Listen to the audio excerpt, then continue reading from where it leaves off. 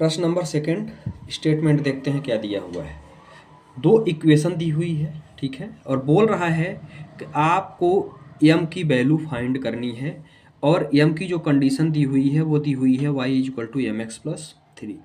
मतलब इसमें यदि मैं x और y का मान रख दूं तो मुझे m का मान मिल जाएगा क्योंकि ये तो 3 है ना।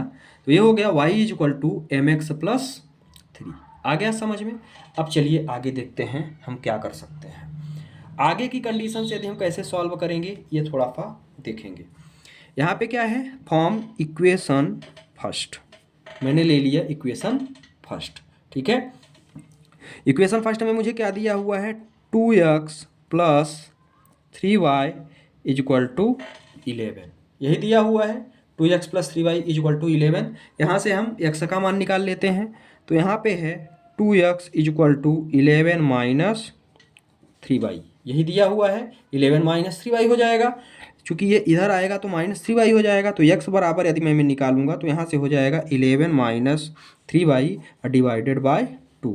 इसको मैं दे देता हूँ इक्वेशन नंबर थर्ड। यहाँ तक सही है। अब चलिए, फर्स्ट से मैंने सॉल्व किया था तो अब हम लेंगे इक्वेशन सेकेंड। आया समझ में। फर्स्ट से मैंने सॉल्व किया था तो अब हम ले लेंगे इक्वेशन सेकेंड। तो अब आप लिखेंगे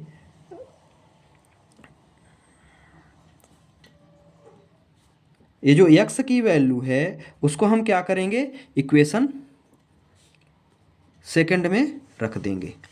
इक्वेशन सेकंड, ये जो x की वैल्यू है इसको हम क्या करेंगे, इक्वेशन सेकंड में रखेंगे। इक्वेशन सेकंड मेरा क्या है, इक्वेशन सेकंड है 2x minus 4y is equal to minus 24। यहाँ तक सही है, रख दीजिए। तो ये क्या है, ये हो गया 2 इंटू एक्स का मान कितना है 11 माइनस 3y अपान में 2 माइनस 4y और इज इक्वल टू क्या हो गया माइनस 24। यहाँ तक आ गया समझ में। ये मेरा 24 है ना।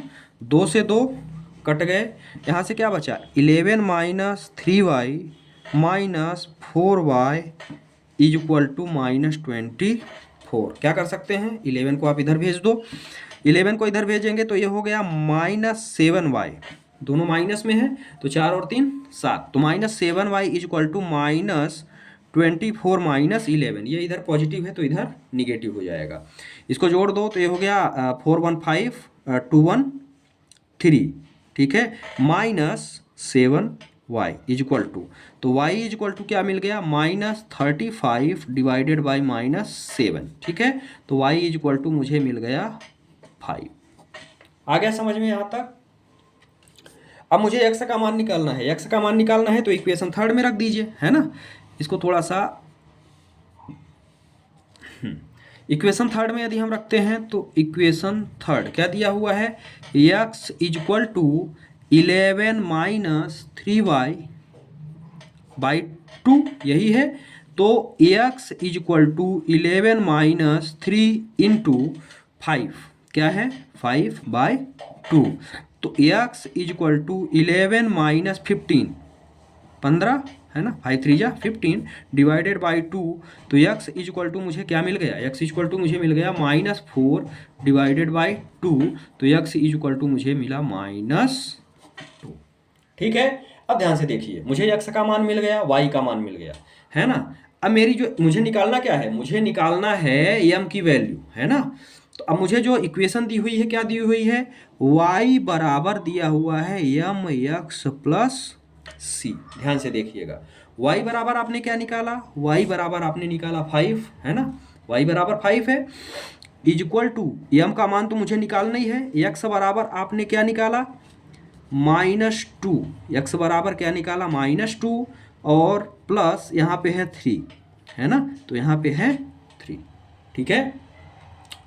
चलिए देखते हैं क्या कर सकते हैं अब आगे। ये रहा मेरा 5 plus 5 is equal to minus 2m plus 3, सही है यहाँ तक, है ना। अब यही हम आगे करते हैं। इसी स्टेप को यदि हम आगे करेंगे तो 3 को आप इधर भेज दो, है ना, ये इक्वल टू है। 3 को हम इधर भेजते हैं तो क्या बचेगा मुझे हो जाएगा 5 minus 3 is equal to minus 2m। आ गया समझ में यहाँ तक। -2m। तो ये क्या बचा, 2 = -2m। तो यदि हम m की बात करें तो m = हो जाएगा -2/2।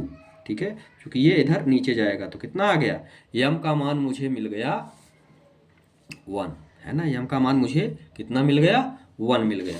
ठीक है, और ये माइनस है ना, ये -1 है क्योंकि ये -2 है। तो m बराबर जो m की वैल्यू मुझे मिली वो कितनी मिल गई, -1। ठीक है, x बराबर आपने कितना निकाला था, x बराबर आपने निकाला था -2 और y बराबर आपने निकाला था 5। ठीक है, इस तरह से ये प्रश्न नंबर 2 कंप्लीट हुआ। आप स्क्रीनशॉट ले सकते हैं। ठीक है, वीडियो अच्छा लगा हो, समझ में आया हो तो लाइक करें, चैनल को सब्सक्राइब करें और ज़्यादा से ज़्यादा शेयर करें।